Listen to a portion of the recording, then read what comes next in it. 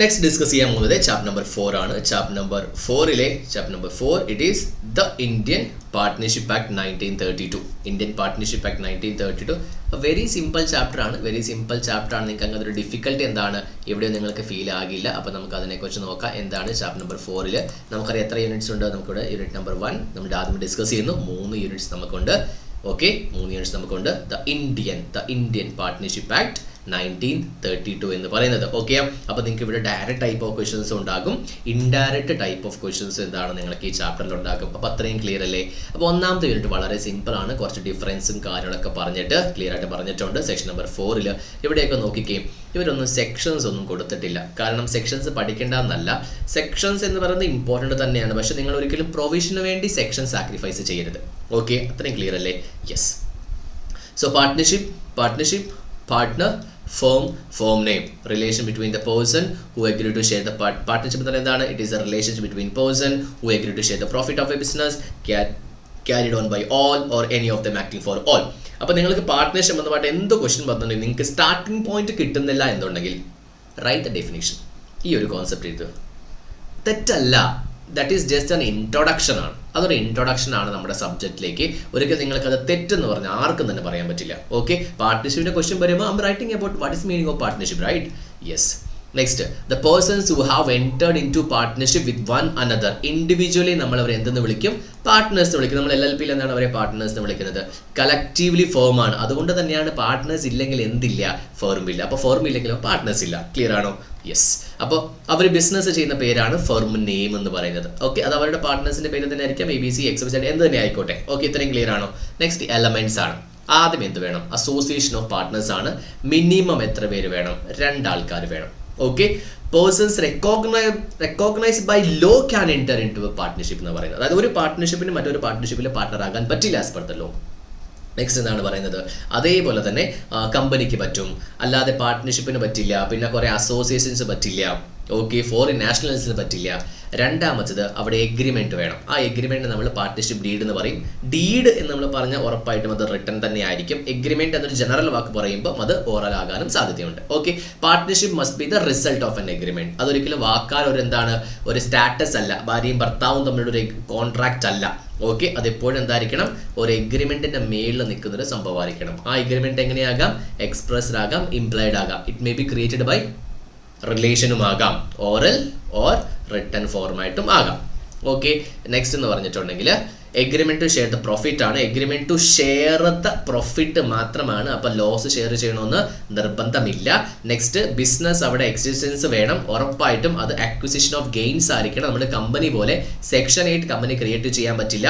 LLP പോലെ എന്തായിരിക്കണം? LLP പോലെ യെസ് ഇറ്റ് ഈസ് ഗെയിൻ മാത്രമായിരിക്കണം. ഓക്കെ ആണോ? നെക്സ്റ്റ് ലാസ്റ്റ് കോൺസെപ്റ്റ്, അതായത് നമ്മൾ സിമ്പിൾ ആയിട്ട് എന്ത് പറയും നമ്മളിതിനെ മ്യൂച്വൽ ഏജൻസി നമ്മൾ പറയാറുണ്ട്. മ്യൂച്വൽ ഏജൻസി ആര് തമ്മിലാണ്? പാർട്ട്ണർഷിപ്പിൽ 2 ടൈപ്പ് ഓഫ് ഏജൻസി ഉണ്ട്. എന്തൊക്കെയാണ് 2 ടൈപ്പ് ഓഫ് ഏജൻസി എന്ന് പറയുന്നത്? ഫെർമും ഏജൻസും തമ്മിൽ ഒരു ഏജൻസി റിലേഷൻഷിപ്പ് ഉണ്ട്. പാർട്ട്നേഴ്സും അതായത് ഏജൻസ് എന്ന് പറയുമ്പോൾ ഫെർമിൽ പാർട്ട്നേഴ്സ് എല്ലാവരും തമ്മിൽ എന്താണ് ഒരു ഏജൻസി റിലേഷൻഷിപ്പ് ഉണ്ട്. അതായത് പാർട്ട്നേഴ്സ് എല്ലാം ചെയ്യുന്നത് ഫെർമിന് വേണ്ടി, ഫെർമിൻ്റെ എല്ലാം പാർട്ട്നേഴ്സിനും പരസ്പരം റിലേഷൻഷിപ്പ് ഉണ്ട്. ഓക്കെ, അതായത് business carried on by all. എല്ലാവർക്കും കൂടെ ബിസിനസ് ചെയ്യാം. അല്ലെങ്കിൽ എന്താണ് ആക്റ്റീവ് പാർട്ട്നേഴ്സിന് വെച്ചിട്ട് എന്താണ് സ്ലീപ്പിംഗ് പാർട്ട്നേഴ്സിന് വെറുതെ ഇരിക്കാം. അങ്ങനത്തെ ബിസിനസ് ചെയ്യാം. എല്ലാ പാർട്ട്നേഴ്സിനും എന്താണ് ആ ഒരു കോൺട്രാക്ട് ബാധകം തന്നെയാണ്. അതുകൊണ്ട് തന്നെ പാർട്ട്നേഴ്സ് പ്രിൻസിപ്പലുമാണ്, ഏജന്റുമാണ്. ഓക്കെ, ക്ലിയർ ആയിട്ട് നോട്ട് ചെയ്ത് വെക്കുക. ഇനിയാണ് ട്രൂ ടെസ്റ്റ് ഓഫ് പാർട്ട്ണർഷിപ്പ്. എല്ലാ ബിസിനസ്സും പാർട്ട്ണർഷിപ്പ് അല്ല. ഇതൊരു ഡയറക്റ്റ് ടൈപ്പ് ഓഫ് ക്വസ്റ്റ്യൻ നിങ്ങൾക്ക് ചോദിക്കാനുള്ള എല്ലാ സാധ്യതയിലൂടെ കാണുന്നുണ്ട്. നോട്ട് ചെയ്ത് വെക്കുക. ഏതൊക്കെയാണ് ട്രൂ ടെസ്റ്റ്? സെയിം ആണ്. എന്താണ്? First there must be an agreement ഉണ്ടായിരിക്കണം. Next, share the profit of the business ആയിരിക്കണം. Next, business carried on by all, any of them acting for all. അതേ ഫീച്ചേഴ്സിന് എഴുതിയാൽ മതി. ചെറിയൊരു കേസിലൊക്കെ കൊടുത്തിട്ടുണ്ട്. ഓക്കെ, ഡിഫറൻസ് ആണ് പാർട്ട്ണർഷിപ്പിന്റെയും കമ്പനിയുടെയും. വളരെ സിമ്പിൾ കോൺസെപ്റ്റ് ആണ്. പാർട്ട്ണർഷിപ്പ് ലീഗൽ എൻറ്റിറ്റി അല്ല, ഇത് ലീഗൽ എൻറ്റിറ്റി ആണ്. സോളമൻ വർസസ് സോളമൻ കേസ് നമ്മൾ പഠിക്കുന്നുണ്ട്. Partner is an agent of the firm ആണ്. പക്ഷേ അവിടെ എന്താണ്? Member is not an agent of the company other members. Distribution of profit എന്താണ്? പാർട്ട്ണർഷിപ്പ് ഡീഡ് പ്രകാരം നമ്മൾ ചെയ്യുന്നു. ഇവിടെ നമ്മൾ എന്താണ്? ഡിസ്ട്രിബ്യൂഷൻ ഓഫ് പ്രോഫിറ്റ് മാൻഡേറ്ററി ഒന്നും തന്നെയല്ല. ഈക്വിറ്റി ഷെയർസിന് മാൻഡേറ്ററി അല്ല. പക്ഷേ ഡിവിഡൻഡ് ഡിക്ലെയർ ചെയ്യുകയാണെങ്കിൽ പ്രോഫിറ്റ് ഡിക്ലെയർ ചെയ്യും. ഡിക്ലെയർ ചെയ്താൽ കൊടുത്താൽ മതി. ലയബിലിറ്റി എപ്പോഴും അൺലിമിറ്റഡ് ആയിരിക്കും. ഇവിടെയും ലിമിറ്റഡ് ആയിരിക്കും. അൺലിമിറ്റഡ് ലയബിലിറ്റി വരത്തില്ല എന്നല്ല പറയുന്നത്. പ്രോപ്പർട്ടി എപ്പോഴും എന്തായിരിക്കും? ആ ഒരു പ്രോപ്പർട്ടിയിൽ എല്ലാ പാർട്ട്നേഴ്സിനും ജോയിന്റ് ഇൻട്രസ്റ്റ് ഉണ്ടായിരിക്കും. പക്ഷേ കമ്പനിയിൽ അങ്ങനെയൊന്നുമല്ല. ഇറ്റ് ഈസ് പ്യോർലി കമ്പനിയുടെ പ്രോപ്പർട്ടി മാത്രമാണ്. നെക്സ്റ്റ്, ഷെയർ ട്രാൻസ്ഫർ ചെയ്യണമെന്നുണ്ടെങ്കിൽ ഉറപ്പായിട്ട് നമുക്കറിയാം ഷെയർ ട്രാൻസ്ഫർ ചെയ്യാൻ വേണ്ടി പാർട്ട്ണർഷിപ്പിൽ എന്താണ് എല്ലാ പാർട്ട്നേഴ്സിൻ്റെയും കൺസെൻറ്റ് വേണം. ഇറ്റ് ഈസ് മാൻഡേറ്ററി ആണ്. വിത്തൗട്ട് കൺസെൻറ്റ് എന്താണ് നമുക്ക് ട്രാൻസ്ഫർ ചെയ്യാൻ പറ്റില്ല. പക്ഷേ പ്രൈവറ്റ് ലിമിറ്റഡ് കമ്പനിയിൽ മാത്രം എന്താണ് ചെറിയൊരു റെസ്ട്രിക്ഷൻസ് ഉണ്ട്. പബ്ലിക് ലിമിറ്റഡ് കമ്പനിയിൽ ഫ്രീലി ട്രാൻസ്ഫറബിൾ ആണ്. നെക്സ്റ്റ് മാനേജ്മെന്റ് പാർട്ട്നേഴ്സ് ആണ് മാനേജ് ചെയ്യുന്നത്. പക്ഷേ ഇവിടെ എവിടെയാണ് ഡയറക്ടേഴ്സ് ആണ് മാനേജ് ചെയ്യുന്നത്. മെമ്പേഴ്സ് എന്ന നിലയ്ക്ക് മാനേജ് ചെയ്യാൻ പറ്റില്ല. Okay, director members can take part in the management. Directors can take part. Okay, registration ഓപ്ഷനിലാണ്, വേണമെങ്കിൽ ചെയ്താൽ മതി. പക്ഷേ കമ്പനി എന്ന് പറയണമെന്നുണ്ടെങ്കിൽ 2013 അണ്ടറിലോ അല്ലെങ്കിൽ 1956 അണ്ടറിലോ ഇൻകോർപ്പറേറ്റ് ചെയ്യപ്പെട്ടിരിക്കണം. വൈൻഡിങ് അപ്പ്, അതായത് പാർട്ട്നേഴ്സ് എന്താണ് എപ്പോൾ വേണമെങ്കിൽ തീരുമാനിച്ച് വൈൻഡിങ് അപ്പ് ആകാം. പക്ഷേ കമ്പനി അങ്ങനെയല്ല. നിങ്ങൾ പൂട്ടി പോയിട്ടുണ്ടെങ്കിലും കമ്പനിയുടെ പേര് രജിസ്ട്രാറിൽ നിന്ന് സ്ട്രക്ക് ഓഫ് ചെയ്യാതെ പെട്ടിക്കളയാതെ നിങ്ങളുടെ കമ്പനി ഒരിക്കലും അവസാനിക്കില്ല. നമ്പർ ഓഫ് പാർട്ട്നേഴ്സ് മാക്സിമം 100 ആണ് 464 പ്രകാരം. പക്ഷേ കമ്പനീസ് മിസ്ലേനിയസ് റൂൾസ് പറയുന്നത് 50 ആണ്. So you can consider as maximum 50 ആണ്. നിങ്ങൾക്ക് അങ്ങനത്തെ ഒരു കാൽക്കുലേഷൻ ക്വസ്റ്റൻസ് ഒന്നും വരില്ല. പക്ഷെ തൽക്കാലം ഒരു വർഷം നിങ്ങൾ ചോദിച്ചിട്ടുണ്ടെങ്കിലും 50 എന്ന രീതിയിൽ എന്താണ് നിങ്ങളത് കൺസിഡർ ചെയ്താൽ മതി.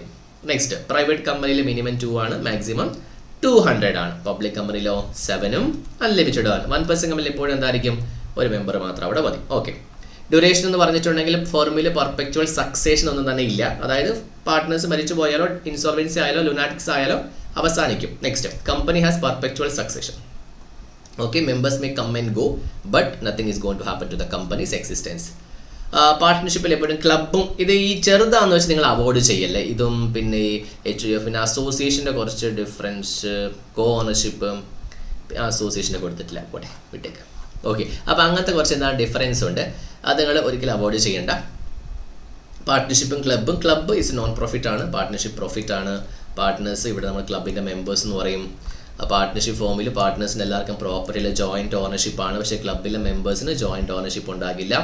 പാർട്ട്നേഴ്സ് പോയി കഴിഞ്ഞാൽ ഇവിടെ എഫക്റ്റ് ചെയ്യും. പക്ഷേ ഇവിടെ ക്ലബ്ബിലെ മെമ്പേഴ്സ് വരികയും പോവുകയും ചെയ്യും. അത് ഒരു രീതിയിൽ എന്താണ് ഇതിൻ്റെ എക്സിസ്റ്റൻസിനെ ഒരു രീതിയിൽ ബാധിക്കുന്നില്ല. ക്ലിയർ ആണോ?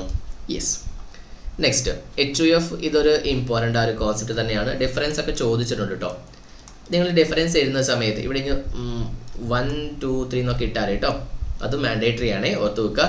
ഈ ബേസിസ് എഴുതിയിട്ട് നമ്മൾ ഡിഫറൻസ് എഴുതുമ്പോഴാണ് അതിൻ്റെ ഒരു ഇത് വരിക. നമ്മൾ പറയത്തില്ലേ അതിൻ്റെ ഒരു എടുപ്പ് വരിക എന്നാണ്.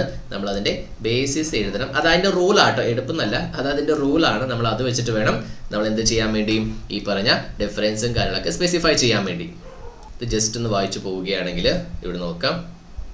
ഇതിൻ്റെ ബേസിസ് ഡെത്ത് ഉറപ്പായിട്ടും എന്താണ് പാർട്ട്ണർഷിപ്പിന് അതിൻ്റെ അവസാനമാണ്. പക്ഷേ HUFൽ അത് പ്രശ്നമല്ല. HUF എന്ന് പറയുമ്പോൾ എന്താണ് ഹിന്ദു അൺഡിവൈഡ് ഫാമിലിയാണ്.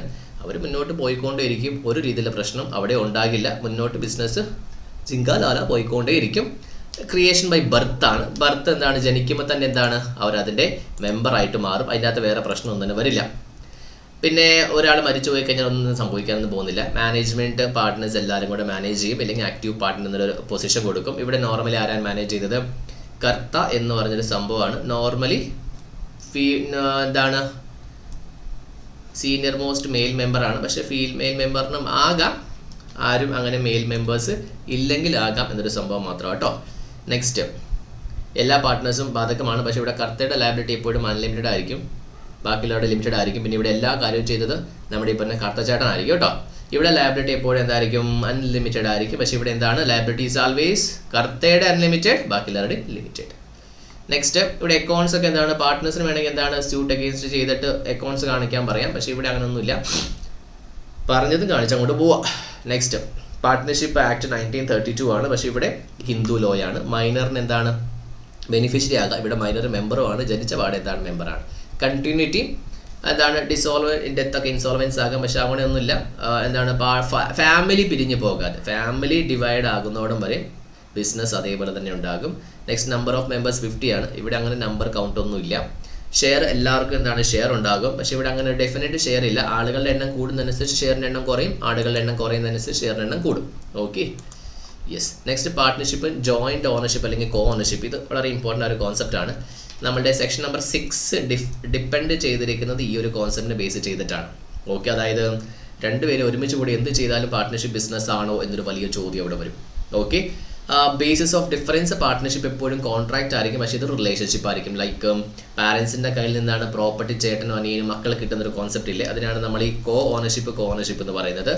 നെക്സ്റ്റ് പാർട്ട്ണർഷിൽ a partner is an agent of other partner. പക്ഷേ ഇവിടെ അങ്ങനെയല്ല, കോർണർ ഞാൻ എൻ്റെ ഏജന്റ് ഒന്നുമല്ല, എൻ്റെ ഒരു പ്രോപ്പർട്ടി ഷെയർ മാത്രമേ ഉള്ളൂ. നേച്ചർ ഓഫ് ഇൻട്രസ്റ്റ് എന്ന് പറയുമ്പോൾ എല്ലാവർക്കും ഒരു മ്യൂച്വൽ ഇൻട്രസ്റ്റ് ആയിരിക്കും ഒരു കാര്യത്തിൽ. പക്ഷേ ഇവിടെ അങ്ങനെയൊന്നുമില്ല, എൻ്റെ ഷെയർ എൻ്റെ, നിൻ്റെ ഷെയർ നിൻ്റെ. ട്രാൻസ്ഫർ ഓഫ് ഇൻട്രസ്റ്റ്, പാർട്ട്ണർഷിപ്പിൽ ഒരാൾ അതിൻ്റെ ഷെയർ ട്രാൻസ്ഫർ ചെയ്യാൻ ബാക്കി പാർട്ട്നേഴ്സിൻ്റെ കൺസെൻറ്റ് വേണം. പക്ഷേ ഇവിടെ അങ്ങനെയൊന്നും തന്നെ ഇല്ല. നിൻ്റെ സ്ഥലം നിനക്ക് വിറ്റിട്ട് എങ്ങോട്ട് വേണമെങ്കിലും പോകാം. ക്ലിയർ ആണോ? Yes. Next, kinds of partnership. ഡ്യൂറേഷൻ്റെ ബേസിൽ രണ്ടുണ്ട്. വില്ല് കണ്ടിന്യൂ ചെയ്തുകൊണ്ടേ പോകും. ഫിക്സ്ഡ് പീരീഡ്, ആ ഫിക്സ്ഡ് പീരീഡ് കഴിയുമ്പോൾ അത് അവസാനിക്കും. നോക്കാം. No fixed period has been agreed upon for the duration and no provision as to make the determination. ശരിക്കും പറഞ്ഞാൽ എന്താണ് ഈ ബിസിനസ് ചെയ്യുന്നത്, അതിൻ്റെ ഐഡൻറ്റിഫിക്കേഷനോ കാര്യങ്ങൾക്കോ ഒരു രീതിയിലുള്ള രേഖയോ ഒന്നും തന്നെ ഇല്ല. ബിസിനസ് കണ്ടിന്യൂ ചെയ്തുകൊണ്ടേ പോകും. ഓക്കെ. നെക്സ്റ്റ് എന്ന് പറഞ്ഞിട്ടുണ്ടെങ്കിൽ ഫിക്സ്ഡ് ഡ്യൂറേഷൻ ആണ്. അപ്പോൾ partnership created for A particular period of time. ഒരു നിശ്ചിത സമയത്തിന് വേണ്ടിയാണ് ഈ ഒരു കോൺസെപ്റ്റ് ക്രിയേറ്റ് ചെയ്യപ്പെട്ടിരിക്കുന്നത്. അതുകൊണ്ട് തന്നെ ആ ഒരു പീരീഡ് കഴിയുമ്പോൾ എന്താണ്, കണ്ടിന്യൂ ആകും. അതായത് ഈ ഒരു പീരീഡ് കഴിഞ്ഞു, ഇവിടെ തൊട്ട് ഇവിടം വരെയാണ് ഒരു പീരീഡ് എന്ന് വെച്ചോ. ഈ ഒരു പീരീഡ് കഴിയുമ്പോൾ അവസാനിക്കും. ഇനി ഇവിടെ നിങ്ങൾ കണ്ടിന്യൂ ചെയ്യാൻ പോയിട്ടുണ്ടെങ്കിൽ അത് എന്തായിട്ട് മാറും, വില്ലായിട്ട് മാറും. ഓക്കെ. പാർട്ട്ണർഷിപ്പ് ഇട്ട് വില്ലായിട്ട് മാറും. ഇനി എന്താണ്, ഇനി ബിസിനസ്സിൻ്റെ കാര്യത്തിലാണ്. Extent of business, number of business എന്ന രീതിയിൽ പറയുന്ന സമയത്ത് extent of business, particular partnership. ഒരു പർട്ടിക്കുലർ കാര്യം ചെയ്യാൻ വേണ്ടി ബിസിനസ് തുടങ്ങിയാൽ that is called as particular business. ഇനി ഒരു ജനറൽ കാര്യത്തിന് വേണ്ടി ബിസിനസ് ചെയ്താൽ ദാറ്റ് ഈസ് കോൾഡ്, അങ്ങനെയൊന്നുമില്ല, എല്ലാ ബിസിനസ്സും ചെയ്യും. ഇപ്പോൾ നമ്മൾ CA മാത്രം പഠിപ്പിക്കുന്നു, CA ഫൗണ്ടേഷൻ ലോ മാത്രം പഠിപ്പിക്കുന്നു, it's a particular business. General CA, CMA, CACC എല്ലാം ഉണ്ട്. That is called general business. Next എന്ന് പറഞ്ഞിട്ടുണ്ടെങ്കിൽ ടൈപ്സ് ഓഫ് പാർട്ട്നേഴ്സ് ആണ്. ആക്റ്റീവ് പാർട്ട്ണർ എഗ്രിമെൻറ്റിലാണ് ആക്റ്റീവ് പാർട്ട്ണർ എന്ന് പറയുന്നത്. ലോ ഒന്നും പറയുന്നില്ല ഇന്ന ആൾക്കാർ ആക്റ്റീവ് ആകണമെന്ന്. Actively participate in the conduct of the business. Next sleeping എന്ന് പറയുമ്പോൾ സെയിം ആണ്, ഡസ് നോട്ട് ആക്റ്റീവ്ലി, ഓപ്പോസിറ്റ്. അതുകൊണ്ട് തന്നെ ആക്റ്റീവ് പാർട്ട്നേഴ്സ് പിരിഞ്ഞു പോകുമ്പോൾ എന്ത് കൊടുക്കണം, പബ്ലിക് നോട്ടീസ് കൊടുക്കണം. നോമിനൽ പാർട്ട്ണർ എന്ന് പറയുമ്പോൾ എന്താണ്, actually is not a partner. Lend his name to the firm, right. നമ്മൾ അംബാസഡർ എന്നൊക്കെ നമ്മൾ സാധാരണ യൂസ് ചെയ്യാറുണ്ട് ഒരു ജനറൽ വേർഡ് ആയിട്ട്. പക്ഷേ അതല്ല അതിൻ്റെ ആക്ച്വൽ കോൺസെപ്റ്റ് എന്ന് പറയുന്നത്. വിത്തൗട്ട് ഹാവിങ് റിയൽ ഇൻട്രസ്റ്റ്, എനിക്ക് ആ ഒരു ബിസിനസ്സിൽ താല്പര്യമൊന്നുമില്ല, അതുകൊണ്ട് തന്നെ ഷെയറും കിട്ടത്തില്ല, ബിസിനസ്സിൽ ഭാഗമാകത്തില്ല. പക്ഷേ എന്താണ്, ലയബിൾ ടു തേർഡ് പാർട്ടീസ്. എൻ്റെ പേര് വെച്ചിട്ടാണ് ബിസിനസ് ചെയ്യുന്നത്, so I'm liable to third parties ആണ്. നെക്സ്റ്റ് എന്താണ്, partner in profit only profit ആണ്, ലോസ് ഉണ്ടാകില്ല. എന്ന് വെച്ച് ലോസേ ഇല്ലെന്നല്ല, കയ്യിലുള്ള പൈസ പോകും കേട്ടോ. Liable to the third parties only for the act of the profit only, കയ്യിലുള്ള പ്രോഫിറ്റ് പോകും. Okay. Not liable for the losses. Incoming partner, പുതിയൊരു പാർട്ട്ണർ വരുന്നു. Okay. Admitted as a partner into already existing ആയിട്ടുള്ളൊരു partnership ഫോമിലേക്ക് ബാക്കി എല്ലാ പാർട്ട്നേഴ്സിൻ്റെയും കൺസെൻറ്റോട് കൂടി appoint ആകുന്ന ആളുടെ പേരാണ് ഇൻകമിങ് പാർട്ട്ണർ എന്ന് പറയുന്നത്. ഓക്കെ. അതുകൊണ്ട് തന്നെ ഇയാൾ പാർട്ട്ണർ ആകുന്നേക്കാളും മുമ്പ് ഉണ്ടായിരുന്ന ഒരു കാര്യങ്ങൾക്ക് ഇയാൾ ലയബിൾ അല്ല, ആണെന്ന് പറയുന്നുണ്ട്. നെക്സ്റ്റ് യൂണിറ്റിൽ അതിനെക്കുറിച്ച് പറയുന്നുണ്ട്. ഔട്ട് ഗോയിങ് പാർട്ട്ണർ എന്ന് പറയുന്നത് എന്താണ്, പാർട്ട്ണർഷിപ്പ് ഫോമിൽ നിന്ന് പോകുന്ന ഒരാളാണ് ഔട്ട് ഗോയിങ് എന്ന് പറയുന്നത്. അത് ഏത് രീതിയിലാണെങ്കിലും ആകാം, പറഞ്ഞു വിടുന്നതും ഡെത്തും ഇൻസോൾവൻസി ഏത് രീതിയിൽ വേണമെങ്കിലും ആകാം. അപ്പോൾ ഇവിടെ എന്താണ്, ഇയാൾ പാർട്ട്ണർ ആയിരുന്ന സമയത്ത് ചെയ്ത എല്ലാ കാര്യങ്ങൾക്കും അയാൾ ലയബിളാണ്. പാർട്ട്ണർ പോയതിനു ശേഷം ഒന്നിനും ആരും ലയബിൾ ഒന്നും തന്നെയല്ല. Okay. Partner by holding out, നമ്മൾ ആൾറെഡി നമുക്ക് അറിയാവുന്നൊരു സംഭവം തന്നെ അല്ലേ. പാർട്ട്ണർ ബൈ ഹോൾഡിംഗ് ഔട്ട് എന്ന് പറഞ്ഞാൽ ആസ് പെർ സെക്ഷൻ 28 പറയുന്നത് നോർമലി എന്താണ്, ഇപ്പം ഫോർ എക്സാമ്പിൾ ഞാനും എന്താണ് നിങ്ങളും കൂടെ നമ്മുടെ എന്താണ് മൈജിയിൽ ഒരു സാധനം മേടിക്കാൻ പോവുകയാണ്. ഓക്കെ. ഞാൻ ശരിക്കും പറഞ്ഞ എംപ്ലോയി ആണ്, പക്ഷേ നമ്മൾ ഒരുമിച്ച് പോകുന്നതുകൊണ്ട് മൈജിക്ക് എന്താണ് എന്നെ നല്ലപോലെ അറിയാം. ഇങ്ങനെ ഒരു പാർട്ട്ണർഷിപ്പ് ഫോം ഉണ്ടെന്ന് പറയാം. അപ്പോൾ എന്നോട് ചോദിച്ചപ്പോൾ സാറ് ഞാനിവിടെ ഇവരുടെ കൂടെ ഒരു സെറ്റപ്പാന്ന് പറഞ്ഞു. അപ്പോൾ മൈജിക്ക് എന്ത് തോന്നി, ഞാൻ ഇവരുടെ കൂടെ പാർട്ട്ണറാണെന്ന് തോന്നി. അതുകൊണ്ട് അവരെന്ത് ചെയ്തു, നമ്മുടെ ഇൻസ്റ്റിറ്റ്യൂട്ടിലേക്കുള്ള AC ഒക്കെ EMIയിൽ തന്നു. നോക്കിക്കേ, ഞാൻ ഇവിടെ പാർട്ട്ണറല്ല, പക്ഷേ എൻ്റെ മട്ടും പാവം അല്ലെങ്കിൽ അവർ ചോദിച്ചപ്പോൾ ഞാൻ മിണ്ടിയില്ല. അപ്പോൾ അവരുടെ ദൃഷ്ടിയിൽ ആ തേർഡ് പാർട്ടിനെ സംബന്ധിച്ച് ഞാൻ ആരായി, ഒരു പാർട്ട്ണറായി അല്ലേ. അപ്പോൾ ഞാൻ ഉള്ളത് കൊണ്ടല്ലേ EMI കൊടുത്തത്, ഇല്ലെങ്കിൽ ഫുൾ ക്യാഷാണ് എൻ്റെ ബന്ധം വെച്ചിട്ട് അത് കിട്ടിയത്. അപ്പം നാളെ EMI അടച്ചില്ലെങ്കിൽ ബാക്കി പാർട്ട്നേഴ്സ് ലയബിൾ ആകുന്ന പോലെ, അതായത് നിങ്ങൾ ലയബിൾ ആകുന്നതിൻ്റെ കൂട്ടത്തിൽ ആരും ലയബിൾ ആകും, ഞാൻ തന്നെ. അവിടെ എൻ്റെ ഫ്രോഡലൻറ്റ് ഇൻറ്റൻഷൻ അതൊന്നും പ്രൂവ് ചെയ്യേണ്ട ആവശ്യമില്ല, ഞാൻ പറഞ്ഞു. യെസ്. അവിടെ തേർഡ് പാർട്ടി ഫോർമിന് കടം കൊടുത്തിട്ടുണ്ടെങ്കിൽ മാത്രമാണ് ലയബിൾ ആകുന്നത്, ഓർത്ത് വെക്കുക. തേർഡ് പാർട്ടി എന്നെ പാർട്ട്ണർ നല്ലപോലെ അവർക്കറിയാം ഞാൻ പാർട്ട്ണർ അല്ലാന്ന്, അതുകൊണ്ട് തന്നെ അവർ കടം കൊടുത്തുമില്ല, പ്രശ്നമൊന്നുമില്ല. ഇപ്പം ഞാൻ അവിടെ ഉള്ളത് കൊണ്ടാണ് കടം കൊടുത്തത്, അതാണ് അവിടുത്തെ ഇമ്പോർട്ടൻറ്റ് ടോപ്പിക് എന്ന് പറയുന്നത്. So when a person represent himself knowingly permit himself to be represented as a partner, actually is not a partner. Okay, is an employee ആണ്. He is liable like a partner. He is not only the liable person.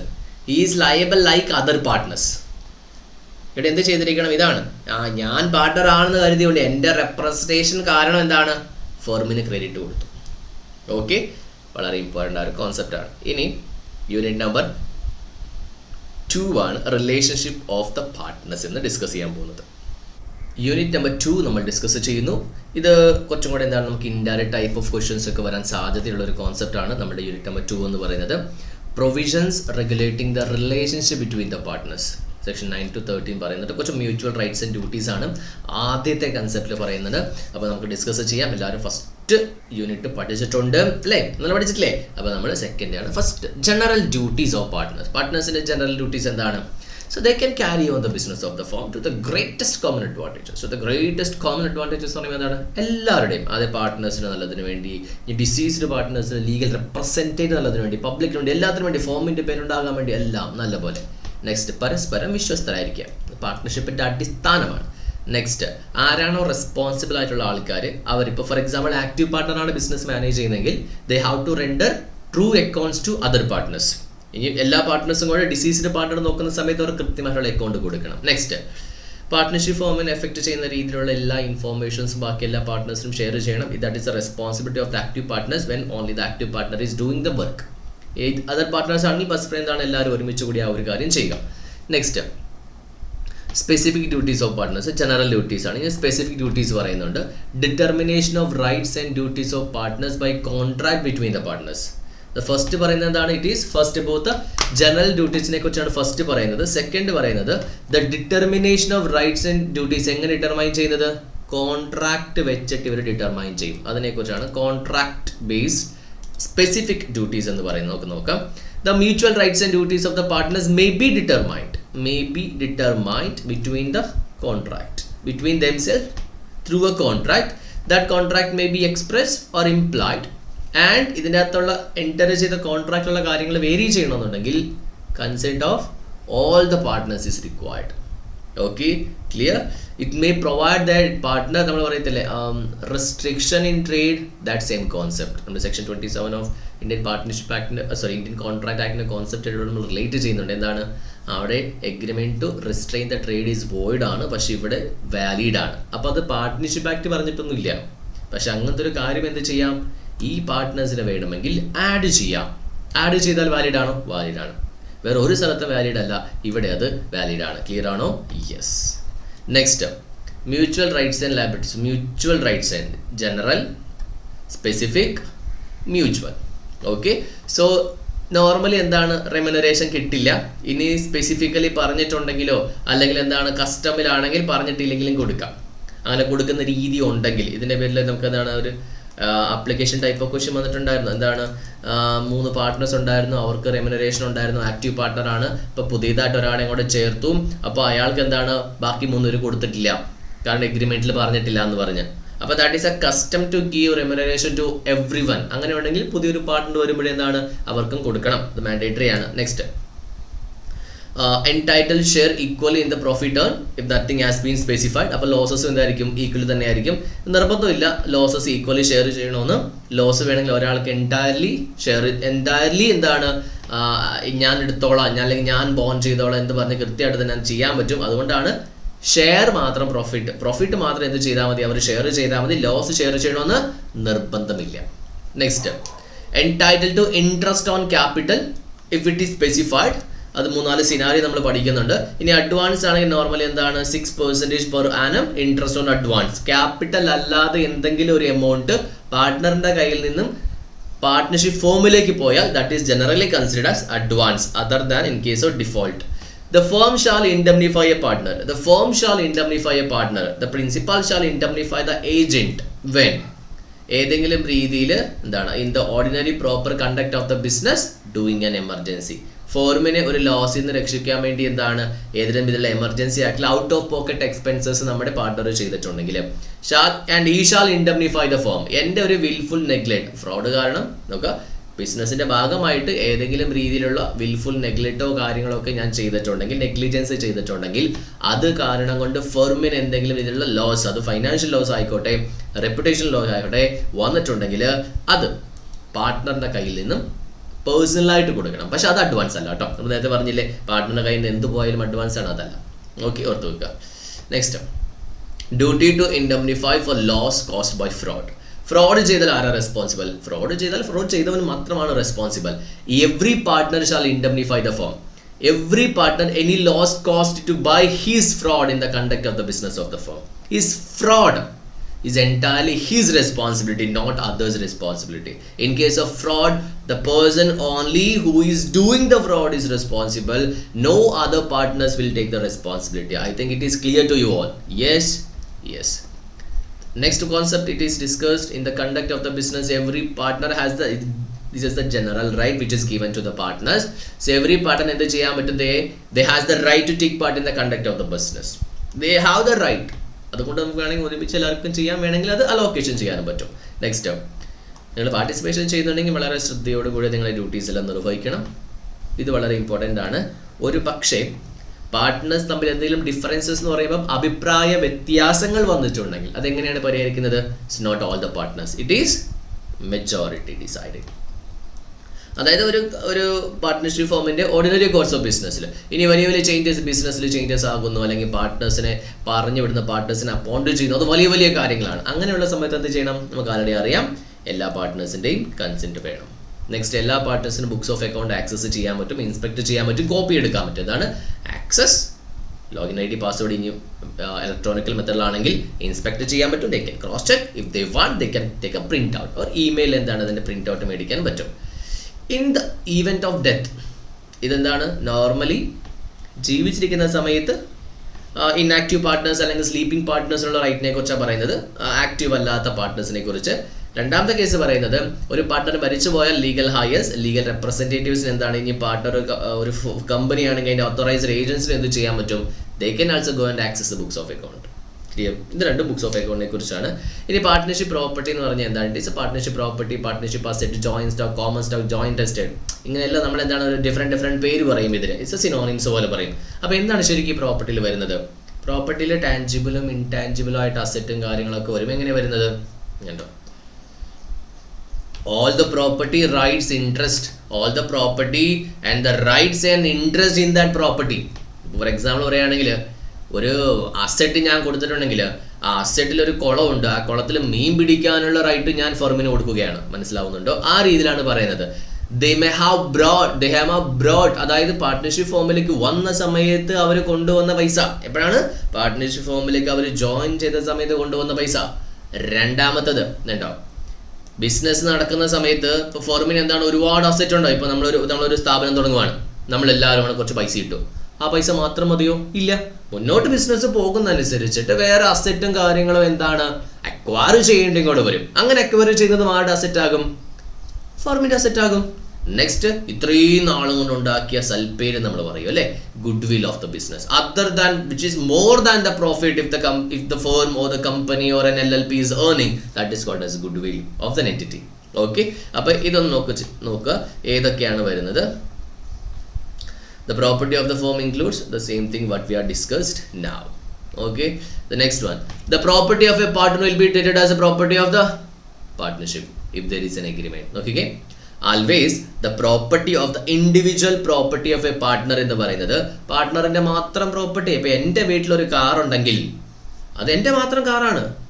ഞാൻ ഒരിക്കലും ഒരു partnership ഫോമിൻ്റെ ഒരു ആവശ്യത്തിന് വേണ്ടി ഒരു മീറ്റിങ്ങിന് പോകാൻ വേണ്ടി യൂസ് ചെയ്തു, അല്ലെങ്കിൽ ഒരു സാധനം കൊണ്ടുപോകാൻ വേണ്ടി ഞാൻ എൻ്റെ ഒരു ലോറി ഞാൻ യൂസ് ചെയ്തു, അല്ലെങ്കിൽ ഒരു ട്രക്ക് യൂസ് ചെയ്തെന്ന കാരണത്താൽ അത് ഫെർമിൻ്റെ ആകില്ല. Unless there is N agreement. What agreement? ഞാൻ പറയുവാണ്, അല്ലെങ്കിൽ എഗ്രിമെന്റ് പറയാണ്, ഒരു പാർട്ട്ണർ ഒരു പാർട്ട്ണർഷിപ്പ് ബിസിനസ്സിൽ എന്തെങ്കിലും അസറ്റ് യൂസ് ചെയ്താൽ അത് ഫെർമിൻ്റെ അസറ്റ് ആകും. എന്നിട്ട് ഫ്രീ ആയിട്ട് കൊടുക്കണമെന്നല്ല. The owner will be the firm and you will get the compensation for that. Next, use the property of the firm shall be held and used by the partners for the purpose of the business. Use of property of the firm shall be always used by the partners. ഇനി എന്താണ്, ഫോമിലേക്ക് എന്തെങ്കിലും ഒരു ആവശ്യത്തിന് use ചെയ്തിട്ടുണ്ടെങ്കിൽ അത് ഫേമിന്റെ property ആകാം if there is a agreement. Okay, clear? Section number 16 പറയുന്നു പേഴ്സണൽ പ്രോഫിറ്റ്. അതായത് ഇവിടെ പറയുന്നത് 15 എന്ന് പറയുന്നത് പാർട്ട്ണർഷിപ്പ് ഫോമിന്റെ പ്രോപ്പർട്ടി പാർട്ട്ണർഷിപ്പ് ബിസിനസ്സിന് മാത്രമേ യൂസ് ചെയ്യാൻ പാടുള്ളൂ. അത് യൂസ് ചെയ്യുന്നുണ്ടെന്ന് ബാക്കി പാർട്ട്നേഴ്സിന് ഉറപ്പ് വരുത്താം. ഇപ്പൊ ആക്റ്റീവ് പാർട്ട്നേഴ്സ് എന്താണ്, തനിക്ക് തോന്നിയ പോലെ എല്ലാം ചെയ്യാൻ പറ്റത്തൊന്നുമില്ല. മനസ്സിലാവുന്നുണ്ടോ? Yes. Next 16 personal profit earn ചെയ്തിട്ടുണ്ടെങ്കിൽ ഇറ്റ്സ് വെരി ഇമ്പോർട്ടൻ്റ് ആണ്. ഇവിടെ കുറച്ച് ട്രാൻസാക്ഷൻസ് ഒക്കെ നൽകിയിട്ടുണ്ട്. ഐ തിങ്ക് നിങ്ങളുടെ സ്കാനേഴ്സിൽ അയൺ റോഡ് സപ്ലൈ ചെയ്യുന്നതിനെ കുറിച്ചൊരു കോൺസെപ്റ്റ് വന്നിട്ടുണ്ടായിരുന്നു. ഓക്കെ, അത് I think from the using the transaction of the firm. Personal profit earned by the partner, section number 16. If a partner derives any profit for himself from any transaction, property, business connection, firm name. Okay, അതുണ്ടോ ഏതൊക്കെ രീതിയിൽ? From a transaction, from the use of property, business connection, firm name. വേറെ ഏതെങ്കിലും രീതിയിൽ എന്താണ് ഫേമിന് use ചെയ്തിട്ട് തൻ്റെ ഒരു interest, not as a partner, as an individual, ഏതെങ്കിലും രീതിയിൽ ഒരു പ്രോഫിറ്റ് ഏൺ ചെയ്തിട്ടുണ്ടെങ്കിൽ ഹി ഷാൽ അക്കൗണ്ട്. രണ്ട് രീതിയിലാണ്. He shall account. It means ഇപ്പോൾ അത് റെപ്യൂട്ടേഷൻ ലോസ് ആണെങ്കിൽ you are the responsible person, you should take the responsibility. And whatever profit you have earn you have to pay to the firm. Whatever profit, നമ്മൾ competing business ചെയ്യുന്നതും ഇത് തന്നെയാണ്. ഇപ്പോൾ for example ഒരു partnership already form ചെയ്യുന്നു, അതിൻ്റെ same competing business എന്താണ് agreement നിലനിൽക്കെ ഞാൻ ചെയ്തിട്ടുണ്ടെങ്കിൽ I have to repay all the benefit which I have received. Clear? Yes. Next, if a partner carries on a business of the same nature competing എന്താണ് ഇപ്പോൾ നമ്മൾ പറഞ്ഞത് തന്നെയാണ്, same nature and competing with that of the firm. If there is no agreement, no worries. കാരണം നിങ്ങൾ എന്ത് business വേണമെങ്കിലും ചെയ്തു, ആർക്കും ഇവിടെ വിഷയമല്ല എന്നുണ്ടെങ്കിൽ ഇതിനൊന്നും റിലവൻസ് ഇല്ല. ഇവിടെ എപ്പോഴാണ് വിഷയമാകുന്നത്? ഇങ്ങനെ ഒരു എഗ്രിമെന്റ് ഇൻ റെസ്റ്റൈൻ ഓഫ് ട്രേഡ് നിലനിൽക്കെ ഒരു പാർട്ട്ണർ കോമ്പീറ്റിംഗ് ബിസിനസ് ചെയ്താൽ മാത്രമാണ്. കോമ്പീറ്റിംഗ് ബിസിനസ് ചെയ്താലോ കോമ്പീറ്റിംഗ് ബിസിനസ് ചെയ്യുന്ന ഫോർമിലെ പാർട്ട്ണർ ആയാലും. ക്ലിയർ ആണോ? He shall account for, U are the responsible person, you are answerable and pay for the firm all the profit you have made. Next, rights and duties of a partner as a change in the firm. What is the meaning of change എന്ന് പറയുന്നത്? The change means, we will discuss what is the meaning of change.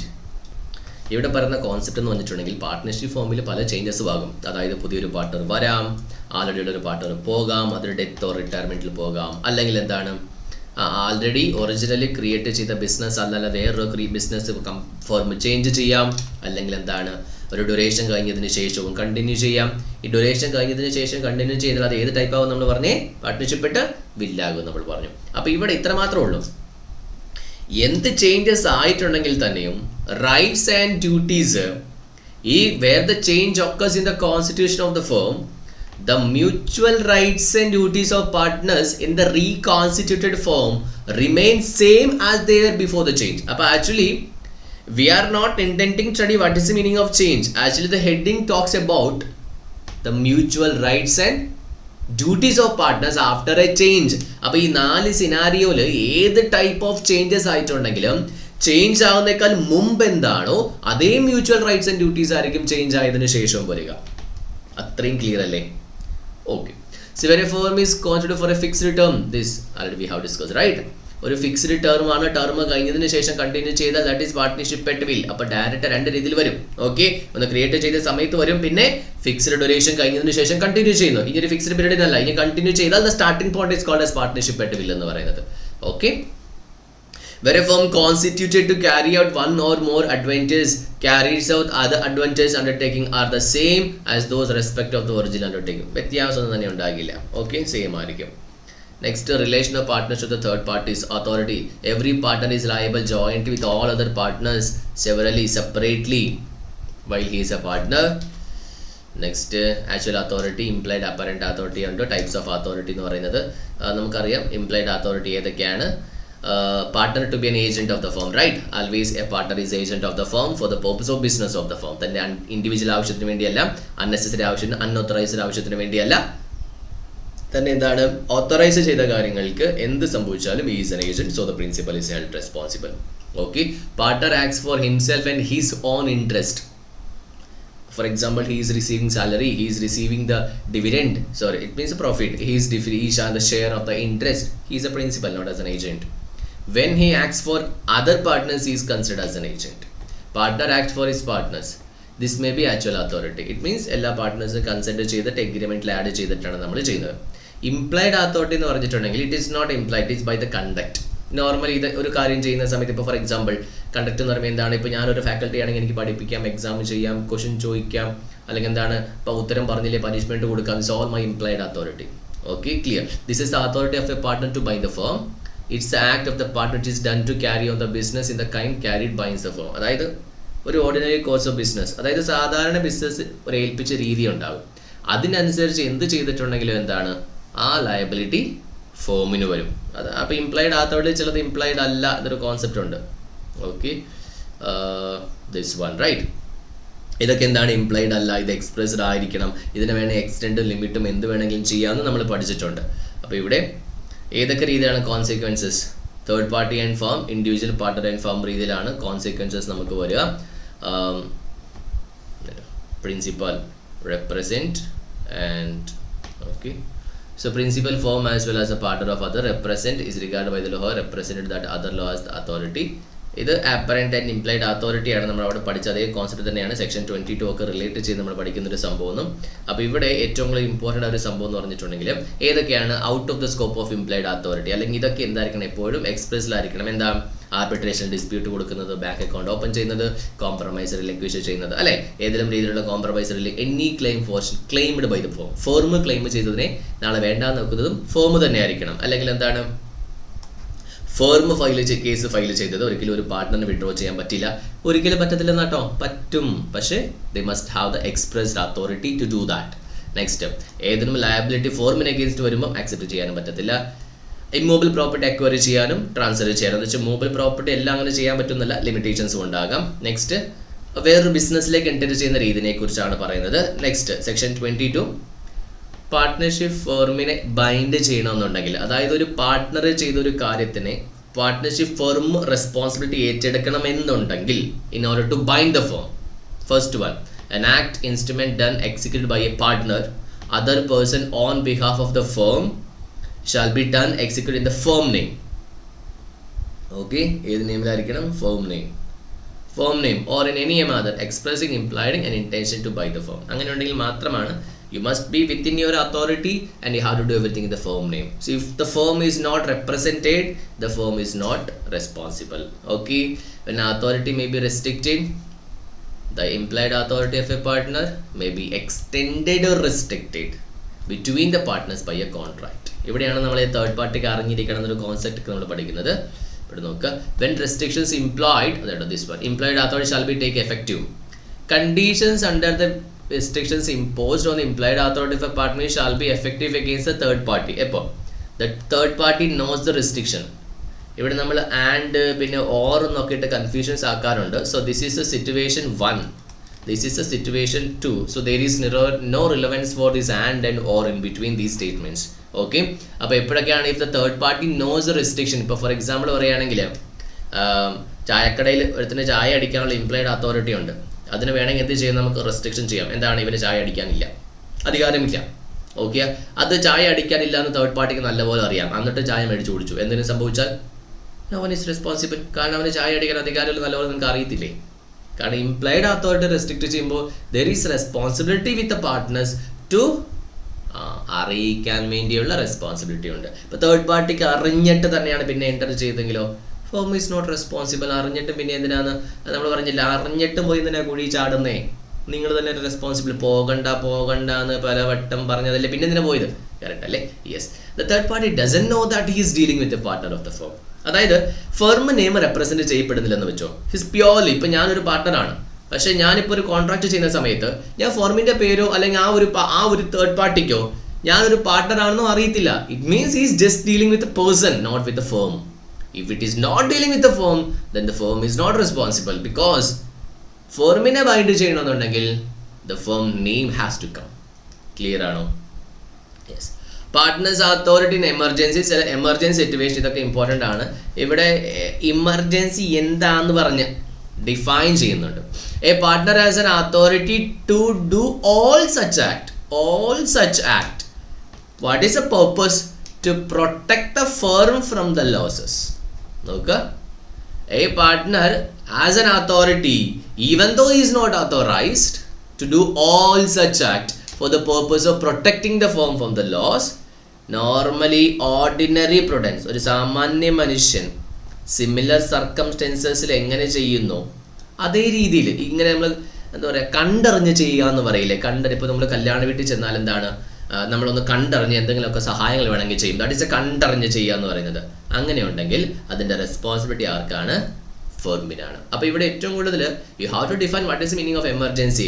Really it is an emergency or not. ഇപ്പോൾ നമുക്ക് ഒരു പാർട്ട്ണറിനെ authorise ചെയ്തിട്ടില്ല, അപ്പോൾ ബാക്കി പാർട്ട്നേഴ്സിനെ ചോദിക്കാൻ എന്താണ് പറ്റുന്നില്ല. ഇത് സെയിം ആസ് നമ്മൾ ഏജൻറ്റും പ്രിൻസിപ്പലിൻ്റെ കോൺസെപ്റ്റ് നമ്മൾ പറയാറുണ്ട്. So admission by a partner, admission is not an admission into the partnership firm, it is a representation. Okay, can make binding admissions but only in relation to the transaction in the ordinary course of business. ഇപ്പോൾ കോടതി ചെന്ന് പറയുവാണ് yes partnership form അതിന് sign ചെയ്തിരുന്നു, partnership ഫോമിന് അതിന് അറിയായിരുന്നു എന്ന് പറഞ്ഞ് കോടതി ചെന്ന് സാക്ഷി പറഞ്ഞാൽ, എക്സാമ്പിൾ, നാളെ ആ സാക്ഷി മൊഴി ആർക്ക് അഗെയിൻസ്റ്റ് ആയിട്ടും വരാം? ഫോമിന് അഗെയിൻസ്റ്റ് ആയിട്ടും വരാം, because he is representing the firm. An admission representation by a partner will not bind the firm if his authority is limited. നിന്നോട് കോടതിയിൽ പോകാൻ ഞാൻ പറഞ്ഞിട്ട് പോലും ഇല്ല, പിന്നെ നീ എന്തിനാ പോയത്? നെക്സ്റ്റ്, ഈ ഒരു റെസ്ട്രിക്ഷൻ തേർഡ് പാർട്ടിക്ക് അറിയാമെങ്കിലോ ഇവനെ ഓത്തോറൈസ് ചെയ്തിട്ടില്ല, സെയിം അല്ലേ? Next, consequences they will affect the firm when tendered by the third party, when demanded by the third party.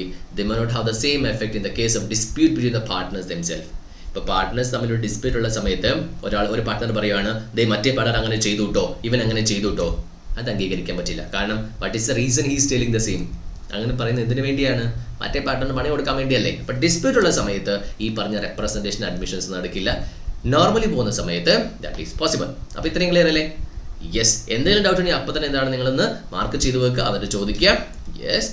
Next എന്ന് പറഞ്ഞിട്ടുണ്ടെങ്കിൽ നോട്ടീസ് ഓഫ് ആക്റ്റീവ് പാർട്ട്ണർ എന്നാണ്. അതായത് ഒരു ഇൻഫോർമേഷൻസ് നിങ്ങൾ ആക്റ്റീവ് പാർട്ട്ണറിന് കൊടുത്താൽ എല്ലാവർക്കും കൊടുത്ത പോലെയാണ്. പിന്നെ എന്താണ് ഇതിൻ്റെ പേരിൽ നമുക്ക് എന്താണ് അപ്ലിക്കേഷൻ ടൈപ്പ് ഓഫ് ക്വസ്റ്റ്യൻസ് വന്നിട്ടുണ്ട്. എങ്ങനെ വരുന്നത്? കൃത്യമായിട്ട് പറയും, ഒരു പാർട്ട്ണർ നോട്ടീസ് അയച്ചു, ആക്റ്റീവ് പാർട്ട്ണർ നോട്ടീസ് അയച്ചു, സ്ലീപ്പിംഗ് പാർട്ണർ അറിഞ്ഞിട്ടില്ല, അതിൻ്റെ ലയബിലിറ്റി വരുമ്പോൾ സ്ലീപ്പിംഗ് പാർട്ണർ പറയുകയാണ് എന്നോട് പറഞ്ഞിട്ടില്ല, എന്നോട് പറയാതെ ചെയ്ത് ഞാൻ റെസ്പോൺസിബിൾ അല്ല എന്ന് പറയാൻ പാടില്ല. ഓക്കെ, അപ്പോൾ ആക്റ്റീവ് പാർട്ട്ണറിന് കൊടുത്തു കഴിഞ്ഞാൽ ആർക്ക് കൊടുത്ത പോലെയാണ്? ബാക്കി എല്ലാവർക്കും കൊടുത്ത പോലെയാണ്. പക്ഷെ അതിൽ സ്ലീപ്പിംഗ് പാർട്ട്ണറിനായിരിക്കരുത്. ദിസ് ഇസ് എ ഡയറക്റ്റ് ആയിരിക്കണം, ഫിസിക്കൽ ആക്ച്വൽ ആയിരിക്കണം, നോട്ട് കൺസ്ട്രക്റ്റീവ്.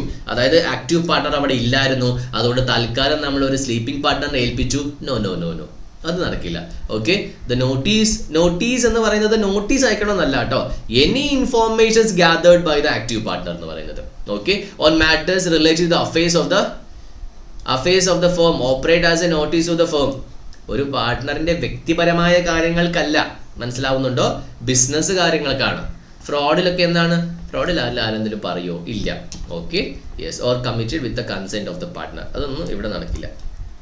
സാധാരണ ഓർഡിനറി കോഴ്സ് ഓഫ് ബിസിനസ് ആണ്. So notice must be actual, not constructive. It means it must be received by the working partner, not the sleeping partner. And it's related to the firm's business, not the personal cases. Next, liability of the third parties. The partners are jointly, separately responsible to the third parties for all such acts which come under their implied or expressed authority. The partners, they are responsible means what? The firm is responsible. The liability of the firm for the wrongful acts of a partner. If a partner is doing any kind of wrongful act, it's not about the fraud. Fraud is also wrong. പക്ഷെ അങ്ങനെയല്ല ഇവിടെ ഉദ്ദേശിക്കുന്നത്. Wrongful act എന്ന് പറഞ്ഞാൽ ബിസിനസ്സിന്റെ ഭാഗമായിട്ട് എന്തെങ്കിലും റോങ്ങോ കാര്യങ്ങളോ ചെയ്തിട്ടുണ്ടെങ്കിൽ, so the firm is liable to the same extent as the partner. The firm is also one of the party നമ്മൾ ട്രീറ്റ് ചെയ്യുന്നു for any loss, injury caused to the third party by the wrongful act of the partner. പക്ഷെ ഇവിടെ വളരെ കൃത്യമായിട്ട് പറയുന്നത് എപ്പോൾ ചെയ്തിരിക്കണം? നിന്നെ പറഞ്ഞ് ഏൽപ്പിച്ചൊരു കാര്യമായിരിക്കണം. നമ്മൾ ഈ പ്രിൻസിപ്പൽ ഏജന്റിന്റെ കോൺസെപ്റ്റ് പറയുന്ന പോലെ തന്നെയാണ്. നിന്നെ പറഞ്ഞ് ഏൽപ്പിച്ചോ, നീ ചെയ്തോ, I will take the responsibility in the ordinary course of business. ഇപ്പോൾ ഒരു ഇൻസ്റ്റിറ്റ്യൂട്ട് ആണെങ്കിൽ അതിൻ്റെ ഓർഡിനറി കോഴ്സ് ഓഫ് ബിസിനസ് എന്താണ്? ക്ലാസ് എടുക്കുക, ഫീസ് റിസീവ് ചെയ്യുക, ഹോസ്റ്റൽ, ഇതെല്ലാം എന്താണ്? ഓർഡിനറി കോഴ്സ് ഓഫ് ബിസിനസിന്റെ ഭാഗമാണ്. ക്ലിയർ ആണോ? ഇതിന്റെ രീതിയിൽ ചെയ്തിട്ടുണ്ടെങ്കിൽ മാത്രമാണ്. മിസ്അപ്ലൈ ചെയ്യുക എന്ന് പറഞ്ഞിരുന്നതാണ് പാർട്ട്ണർഷിപ്പ് ഫോമിലേക്ക് വരേണ്ട ഒരു പൈസ ഒരു സ്ഥലത്ത് കൊടുക്കുന്നതിന് പകരം മിസ്യൂസും മിസ്അപ്ലൈയും രണ്ടും രണ്ടാണ്. മിസ്യൂസ് ചെയ്യുക എന്ന് പറഞ്ഞിട്ടുണ്ടെങ്കിൽ എന്താണ്? ആ ഒരു പാർട്ട്ണർ ആ പൈസ എടുത്തിട്ട് തൻ്റെ സ്വന്തം ഒരു വ്യക്തിപരമായ ഒരു ആവശ്യം നേടിയെടുക്കുക. That is called as misuse എന്ന് പറയുന്നത്. മിസ്അപ്ലിക്കേഷൻ എന്ന് പറയുമ്പോൾ എന്താണ്? ഫെർമിന്റെ തന്നെ ഒരു ക്രെഡിറ്റ് സെറ്റിൽ ചെയ്യുന്നതിന് പകരം വേറെ എന്താണ് ക്രെഡിറ്റ് സെറ്റിൽ ചെയ്യുന്നു. അൾട്ടിമേറ്റ്ലി എന്താണ്? അത് പാർട്ട്ണർഷിപ്പ് ഫോമിന്റെ ക്രെഡിറ്റ് തന്നെയല്ലേ. അപ്പോൾ അവിടെ ഡ്യൂറേഷനും കാര്യങ്ങളും അങ്ങനത്തെ കുറേ പ്രശ്നങ്ങളൊക്കെ ഉണ്ട് മിസ്അപ്ലൈ അല്ലെങ്കിൽ പ്രോപ്പർട്ടി മണി ചെയ്തിട്ടുണ്ടെങ്കിൽ. ഓക്കെ, അതാണ്. Next, right of a transfer ഈ section 29. Section 29 transfer of interest it is little bit same as like നമ്മളൊരു ഷെയർ വിൽക്കുന്ന പോലെ തന്നെയാണ്. ഇവിടെ നമ്മൾ ഈ പ്ലെഡ്ജ് ചെയ്യുന്ന ഒരു കോൺസെപ്റ്റ് ഇല്ലേ, നമ്മൾ ഷെയർ പ്ലെഡ്ജ് ചെയ്യുന്ന സമയത്ത് ഷെയർ എൻ്റെ കയ്യിൽ തന്നെയായിരിക്കും, പക്ഷെ ഞാൻ ഈട് വെക്കുന്ന ഒരു കോൺസെപ്റ്റ്, അത് തന്നെയാണ് ഇവിടെ ഉദ്ദേശിക്കുന്നത്. Right of transfer of a partners interest. ഇവിടെയും അബ്സല്യൂട്ട് ട്രാൻസ്ഫർ ഉണ്ട്, ടെമ്പററി ട്രാൻസ്ഫർ ഉണ്ട്. ഇപ്പോൾ ഫോർ എക്സാമ്പിൾ പറയുകയാണെങ്കിൽ ഞാൻ പാർട്ട്ണറാണ്, ഞാൻ എൻ്റെ ഷെയർസ് എല്ലാം എൻ്റെ മകൻ്റെ പേരിലേക്ക് ട്രാൻസ്ഫർ ചെയ്യുന്നു. ഓക്കെ, അപ്പോൾ എനിക്ക് എന്തെങ്കിലും സംഭവിച്ചു കഴിഞ്ഞാൽ എൻ്റെ മകൻ പാർട്ട്ണറാകുന്നു. അപ്പോൾ ഇവിടെ ഞാൻ ഈ ഇൻട്രസ്റ്റ് ട്രാൻസ്ഫർ ചെയ്തപ്പോൾ എല്ലാവരുടെയും കൺസെൻറ്റ് ഉണ്ടെങ്കിൽ എനിക്ക് എന്തെങ്കിലും സംഭവിച്ചു കഴിയുമ്പോൾ ഓൺ പാർട്ട്ണർ ആകുന്നത് ആർക്കും തടയാൻ പറ്റില്ല. ഓക്കെ, അപ്പോൾ ആൾറെഡി കൺസെപ്റ്റ് മേടിച്ചിട്ടുണ്ടല്ലോ. അപ്പോൾ ഇങ്ങനത്തെ ഒരു കോൺസെപ്റ്റ് നിങ്ങളുടെ സ്കാനറിലുണ്ട്. ഒരു ചാർട്ടേഡ് അക്കൗണ്ടന്റ് എന്താണ് തൻ്റെ മകനെ അപ്പോയിൻറ്റ് ചെയ്തിരിക്കുന്നു എന്ന രീതിയിലൊക്കെ പറഞ്ഞിട്ട് ഒരു കോൺസെപ്റ്റ് നിങ്ങളുടെ സ്കാനറിലുണ്ട്. അപ്പോൾ ഇതുമായിട്ടൊന്ന് റിലേറ്റ് ചെയ്യുക. അപ്പോൾ ഇവിടെ ഡയറക്റ്റ് ആയിട്ടുള്ള ക്വസ്റ്റ്യൻസും വരും. Right of a transfer is in partners interest. Partners interest എന്ന് പറയുമ്പോൾ എന്താണ്, rights and duties of a partners ആണ് പാർട്ട്നേഴ്സ് ഇൻട്രസ്റ്റ് എന്ന് പറയുന്നത്. A share in the partnership in like any other property because it's movable എന്ന രീതിയിൽ നമ്മൾ treat ചെയ്യുന്നു. മ്യൂച്വൽ കോൺഫിഡൻസ് ആണ്. അത് assignee of a partners interest, sale അല്ലെങ്കിൽ മോഡ്ഗേജ്. അപ്പോൾ സെയിലൊക്കെ ആണെങ്കിൽ നമുക്ക് എന്താണ് കൺസെൻറ്റ് വേണം, മോഡ്ഗേജ് ഒക്കെ ആണെങ്കിൽ നമുക്ക് കൺസെൻറ്റ് വേണ്ട ആവശ്യമില്ല. സെയിം റൈറ്റ്സ് ഉണ്ടാകില്ല because they are not the partner. ഇത് ഞാനും എൻ്റെ എന്താണ് റിലേറ്റഡ് മകനും തമ്മിലുള്ള വിഷയമാണ് as the original partner. Okay, clear. The right of a transfer എന്തൊക്കെയാണ്? അത് റൈറ്റ് എന്ന് പറയുമ്പോൾ റൈറ്റും ഉണ്ട്, റൈറ്റ് അല്ലാത്തതും ഉണ്ട്. During the continuance of partnership എന്തൊക്കെ കിട്ടും? During continuance is only entitled to receive the during the continuance of the partnership such partner is not entitle എന്തൊക്കെ കിട്ടുന്നത്? എത്ര കാര്യം മാത്രമേ കിട്ടത്തുള്ളൂ. ഇപ്പം ഞാൻ ജീവിച്ചിരിക്കുമ്പോൾ, ഞാൻ പാർട്ട്ണർ ആകുമ്പോൾ, ഞാൻ എൻ്റെ മകന് ട്രാൻസ്ഫർ ചെയ്തിട്ടുണ്ടെങ്കിൽ അല്ലെങ്കിൽ വേറെ ആർക്കെങ്കിലും തേർഡ് പാർട്ടിക്ക് ലോൺ എന്തെങ്കിലും കൊടുത്തിട്ടുണ്ടെങ്കിൽ പാർട്ട്ണർഷിപ്പ് ഫോമിൽ നിന്ന് കിട്ടുന്ന പ്രോഫിറ്റ് എന്താണോ അത് നേരെ അവർക്ക് കിട്ടും. അത് ചോദ്യം ചെയ്യാൻ അധികാരമില്ല. കിട്ടുന്നത് മേടിച്ചുകൊണ്ട് മിണ്ടാതിരിക്കുക. Next, not entitle to. നിങ്ങൾ ട്രാൻസ്ഫർ ചെയ്യാണ്, എല്ലാ പ്രോഫിറ്റും നിങ്ങൾക്ക് കിട്ടുന്ന വെച്ച് ഇന്റർഫിയർ ഇവിടെ കയറി ഭരിക്കാനൊന്നും വേണ്ട, ബാക്കി പാർട്ട്നേഴ്സ് സമ്മതിക്കില്ല. Next, you can books of account എനിക്ക് കാണണം, എത്രയാണ് പ്രോഫിറ്റ് എന്ന് എനിക്ക് കാണണം. ഇനി സാറ് ചതിക്കുവാണെങ്കിലോ നടക്കില്ല. അതുകൊണ്ട് തന്നെ ബുക്സ് ഓഫ് അക്കൗണ്ട് ഇൻസ്പെക്ട് ചെയ്യാനും പറ്റില്ല. ഇതെപ്പോഴാണ്? ഞാൻ പാർട്ട്ണറാണ്, നിങ്ങൾ ട്രാൻസ്ഫർ ചെയ്യാണ്, മീൻസ് എൻ്റെ മകൻ ട്രാൻസ്ഫർ ചെയ്യാണ്, ബിസിനസ് നടക്കുന്നു. ഇനി ബിസിനസ് ക്ലോസ് ചെയ്തു എന്ന് വെച്ചോ, അല്ലെങ്കിൽ ഞാൻ പിരിഞ്ഞു പോയി, on the retirement the transfer will be entitle. എന്തൊക്കെ എൻടൈറ്റിൽ എന്ന് പറയുന്നുണ്ട്? To receive the share of the asset of the firm. കാരണം നമുക്കറിയാം, ഒരു പാർട്ട്ണർഷിപ്പ് ഫേമിൽ നിന്ന് ഒരു പാർട്ട്ണർ പിരിഞ്ഞു പോകുന്ന സമയത്ത് നമ്മൾ പ്രോഫിറ്റിൻ്റെ ഷെയർ മാത്രമല്ല കൊടുക്കുക, അസെറ്റിൻ്റെ ഷെയർ നമ്മൾ കൊടുക്കും. ശരിയല്ലേ? ആ അസെറ്റിൻ്റെ ഷെയർ മേടിക്കാൻ പറ്റും. നെക്സ്റ്റ്, ഈ ഷെയർ അസർട്ടൈൻ ചെയ്യാൻ വേണ്ടി ഇവർക്ക് എന്ത് ചെയ്യാൻ പറ്റും? He's entitled to an accounts check ചെയ്യാം. കാരണം ഇനി എത്ര ഷെയർസ് ഉണ്ട്, എത്ര കിട്ടാനുണ്ടെന്ന് പറഞ്ഞിട്ട് കൃത്യമായിട്ട് ഇവർക്ക് ചെക്ക് ചെയ്യാൻ പറ്റും. അടുത്തത് മൈനറിനെ കുറിച്ചാണ് നമ്മൾ ഡിസ്കസ് ചെയ്യുന്നത്. The next most important concept തന്നെയാണ് മൈനർ. മൈനർ എന്ന് പറഞ്ഞാൽ ആരാണ്? 18 years or less. 18 years less. 18 വയസ്സ് മൈനർ അല്ല, മേജർ ആട്ടോ. Okay, sorry. Minor admitted to the benefits of the partnership. മൈനറിന് എന്ത് ചെയ്യാൻ മാത്രമേ പറ്റത്തുള്ളൂ? പാർട്ട്ണർ ആകാൻ പറ്റില്ല, ബെനിഫിഷ്യറി മാത്രമേ ആകാൻ പറ്റത്തുള്ളൂ. ഇത് ശരിക്കും പറഞ്ഞിട്ടുണ്ടെങ്കിൽ റൂൾ ഓഫ് എന്താ പറയുക, നമ്മളൊരു പ്രിക്കോഷൻ എടുക്കുന്നതാണ്. ഇപ്പോൾ ഒരു പക്ഷേ എയും ബിയും സിയും പാർട്ട്നേഴ്സാണ്, ഇവർ തമ്മിൽ ഓക്കെയാണ്, പക്ഷേ ഇവരുടെ മക്കൾ തമ്മിൽ അടിയാണെങ്കിൽ ഇവരെന്ത് ചെയ്യും? നേരത്തെ ഇവരുടെ മക്കളെ എന്ത് ചെയ്യും? പാർട്ട്ണറായിട്ട് അപ്പോയിൻറ്റ് ചെയ്ത് വെക്കും. അപ്പോൾ പിന്നീട് പിന്നെ പ്രശ്നം ഉണ്ടാകില്ലല്ലോ. ഇപ്പോൾ എ മരിച്ചു പോയതിനു ശേഷം എയുടെ പയ്യനെ ഇവിടെ ആഡ് ചെയ്യാൻ ഇവർക്ക് താല്പര്യം ഉണ്ടാകില്ല. അതുകൊണ്ട് നേരത്തെ എന്ത് ചെയ്യും? ബെനിഫിഷ്യറായിട്ട് ആഡ് ചെയ്യും. പിന്നെ ഓട്ടോമാറ്റിക് എന്ത് സംഭവിക്കും? പാർട്ട്ണറായിട്ട് മാറുമല്ലോ. So a minor can not be a partner but with the consent of all the partners. Okay, existing partnership ഫോമിലേക്ക് ആഡ് ചെയ്യാൻ പറ്റും. He can be admitted to the benefits means profit, not the losses. Okay, ഇപ്പോൾ ഇവിടെ capital contribution ഉണ്ടാകാം, അത് ഇല്ലാതിരിക്കുക, അത് വേറെ രീതിയിലൊക്കെ ആയിരിക്കാം. റൈറ്റ്സ് ഓഫ് എ മൈനർ എന്ത് കിട്ടും? he is agreed to the share of the profit of the firm and he will get the same, and he can have the access to the books of account. ആർക്ക് പറ്റില്ല? നമ്മൾ പറഞ്ഞത് നേരത്തെ ട്രാൻസ്ഫറിക്ക് പറ്റത്തില്ല എന്നാണ് പറഞ്ഞത്. എന്താണ്? ഇവൻ പിരിഞ്ഞു പോകുന്ന സമയത്താണ് he can sue the partners. പിരിഞ്ഞു പോകുന്ന സമയത്ത് തൻ്റെ സ്യൂ ദ പാർട്ട്നേഴ്സിനെ ചുമ്മാ കൊണ്ട് കേസ് കൊടുക്കുകയല്ല. ഒരു പക്ഷേ പാർട്ട്നേഴ്സ് എന്താണ് ഇവൻ്റെ അസറ്റിന് ഷെയർ തരാൻ താല്പര്യമില്ല എന്ന് പറഞ്ഞിട്ടുണ്ടെങ്കിൽ the minor can file a suit against the persons. And attaining majority attain ചെയ്യുന്ന സമയത്ത് എന്താണ്, ഇത് നമുക്കൊരു കോൺസെപ്റ്റ് ഉണ്ട് അല്ലേ, ഇയാൾ മെജോറിറ്റി അറ്റൈൻ ചെയ്ത 6 മാസത്തിനുള്ളിൽ ഇയാൾക്ക് 2 ഓപ്ഷൻ ഉണ്ട്. എന്താണ്, ഒന്നെങ്കിൽ പാർട്ട്ണറായിട്ട് കണ്ടിന്യൂ ചെയ്യാം, അല്ലെങ്കിൽ പോകാം. അപ്പോൾ പബ്ലിക് നോട്ടീസ് കൊടുത്തിരിക്കണം 6 മാസം എന്ന് പറഞ്ഞ സംഭവം. ഇല്ലെങ്കിൽ എന്താണ് 6 മാസം, ഒന്നെങ്കിൽ 6 മാസം, ഇല്ലെങ്കിലോ അവന് താൻ ഈ പറഞ്ഞ ബെനിഫിറ്റ്സിലേക്ക് അഡ്മിറ്റ് ചെയ്തു എന്ന് പറഞ്ഞ സമയം അന്നോട്ട് 6 മാസം. ഇപ്പം നോർമലി ഏതാ വരുന്നത് 18 മന്ത്സിൻ്റെ കാര്യം തന്നെ. ചിലരെന്താണ് പാർട്ട്ണർഷിപ്പിൽ ആഡായി അവർക്ക് പണ്ട് എന്താണ് അപ്പൻ ചെറുതായിട്ട് എൻ്റെ 1 വയസ്സുള്ള ആഡ് ചെയ്ത് തരാം. കാരണം മൈനർ എന്ന് പറയുമ്പോൾ 1 വയസ്സും 6 മാസം ജനിച്ചപ്പോൾ തന്നെ മൈനർ തന്നെയാണല്ലോ, ലെസ് ദാൻ 18 ഇയേഴ്സ് എന്നല്ലേ പറയുന്നത്. അപ്പോൾ ആഡ് ചെയ്തത് ഒരു 25-ാം വയസ്സിലാണ് മനസ്സിലാകുന്നത്, അന്നോട്ട് 6 മാസം. ഇല്ലെങ്കിൽ എന്താണ് 18 വയസ്സ് പൂർത്തിയായ അന്നോട്ട് 6 മാസത്തിനുള്ളിൽ വിത്തിൻ 6 months എലക്ട് എന്ന് പറയുമ്പോൾ എന്താണ്, not mandatory, you can select. നിങ്ങൾക്ക് പാർട്ട്ണർ ആകാം, പാർട്ട്ണർ അല്ലാതാകാം. ഇഫ് ഹി എലക്ട്സ്, ഞാൻ പറയുവാണ് പാർട്ട്ണർ ആകാം എന്ന് പറഞ്ഞിട്ടുണ്ടെങ്കിൽ he elects to become a partner, then he is entitled to share to which he was entitled as a minor. ഇപ്പോൾ minor ആയിരുന്ന സമയത്ത് എനിക്ക് 18% ഉണ്ടായിരുന്നുവെങ്കിൽ ഞാൻ മേജർ ആയതിനു ശേഷം ഞാൻ പാർട്ട്ണറായിട്ട് കണ്ടിന്യൂ ചെയ്യാമെന്ന് പറഞ്ഞാലും 18% തന്നെയാണ്. പെർസെൻറ്റേജിൽ വ്യത്യാസം ഉണ്ടാകില്ല. You can increase or decrease, that is secondary. If he's does not, ഞാൻ പറയുകയാണെങ്കിൽ താല്പര്യമില്ല ഞാൻ പോവുക എന്ന് പറഞ്ഞിട്ടുണ്ടെങ്കിൽ, നീ പോവുകയാണെന്ന് പബ്ലിക് നോട്ടീസ് കൊടുത്ത അന്ന് തൊട്ട് നിനക്ക് ഒരു ലയബിലിറ്റി ഇല്ല. Okay, but the public notice is important. That notice can be served to the registrar as well. Next, liability before attaining. Liabilities 2 രീതിയിൽ എന്താണ് ഡിഫറൻഷിയേറ്റ് ചെയ്യുന്നുണ്ട്. ഈ പറഞ്ഞ മൈനർ ആകുന്നേക്കാൾ മുമ്പ് മേജർ ആയതിനു ശേഷമുള്ള ഒരു കോൺസെപ്റ്റ് ആണ്. Before attaining the majority, the liability is only to the extent of he share in the profit and the property. അതായത് പേഴ്സണൽ ലയബിലിറ്റി ഉണ്ടാകില്ല, വീട്ടിലുള്ള അസറ്റ് പോകില്ല. നിങ്ങളുടെ പാർട്ട്ണർഷിപ്പ് ഫോമിലേക്ക് ഇൻവെസ്റ്റ് ചെയ്ത ക്യാപിറ്റൽ കോൺട്രിബ്യൂഷനും പ്രോഫിറ്റും പ്രോപ്പർട്ടീസ് എല്ലാം പോകാം, സാധാരണ പാർട്ട്നേഴ്സിനെ പോലെ തന്നെ. പക്ഷെ അൺലിമിറ്റഡ് ലയബിലിറ്റി ഉണ്ടാകില്ല. Always the liability is limited to the profit and property shares. Next, മൈനറിന് ഒരു രീതിയിലുള്ള പേഴ്സണൽ ലയബിലിറ്റി ഉണ്ടാകില്ല. Minor has no personal liability for the debts of the firm. Clear? Next, മൈനറിന് ഒരിക്കലും ഇൻസോൾവെന്റ് ഡിക്ലെയർ ചെയ്യാൻ പറ്റത്തില്ല, even the firm is declared insolvent. അപ്പോൾ ഇയാളുടെ ഷെയർ എന്താകും, ഒഫീഷ്യൽ അസൈനറുടെ കയ്യിൽ എന്താണ്, വെസ്റ്റ് ആകും. അതായത് ഈവൻ ഇൻസോൾവെന്റ് ആണെങ്കിലും ഡിക്ലറേഷൻ ചെയ്യാൻ പറ്റില്ല.